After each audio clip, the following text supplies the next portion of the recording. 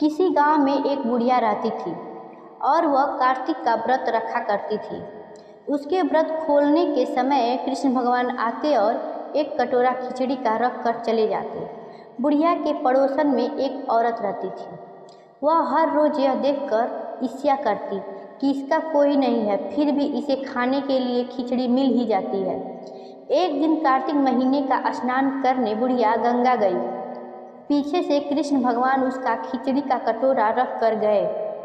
पड़ोसन ने जब खिचड़ी का कटोरा रखा देखा कि बुढ़िया नहीं है, तब वह कटोरा उठाकर घर के पिछवाड़े फेंक आई।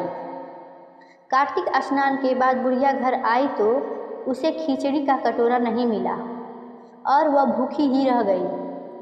बार बार एक ही बात कहती कि कहाँ गई मेरी खिचड़ी और कहाँ गया मेरा खिचड़ी का कटोरा।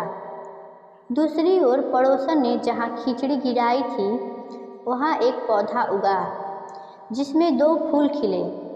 एक बार राजा उस ओर से निकला तो उसकी नज़र उन दोनों फूलों पर पड़ी और वह उन्हें तोड़कर घर ले आया।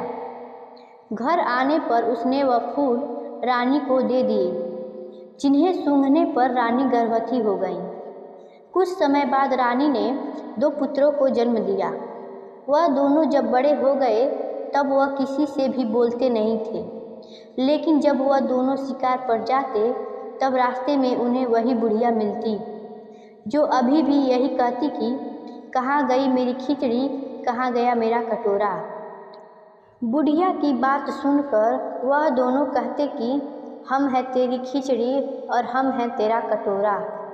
हर बार जब भी वह शिकार पर जाते तो बुढ़िया यही बात कहती और वह दोनों वही उत्तर देते।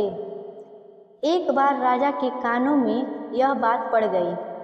उसे आश्चर्य हुआ कि ये दोनों लड़के किसी से नहीं बोलते, तब यह बुढ़िया से कैसे बात करते हैं।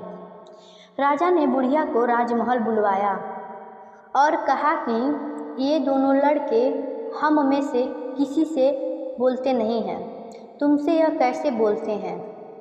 बुढ़िया ने कहा कि महाराज, मुझे नहीं पता कि ये दोनों मुझसे कैसे बोल लेते हैं। मैं तो कार्तिक का व्रत करती थी और कृष्ण भगवान मुझे खिचड़ी का कटोरा भरकर दे जाते थे।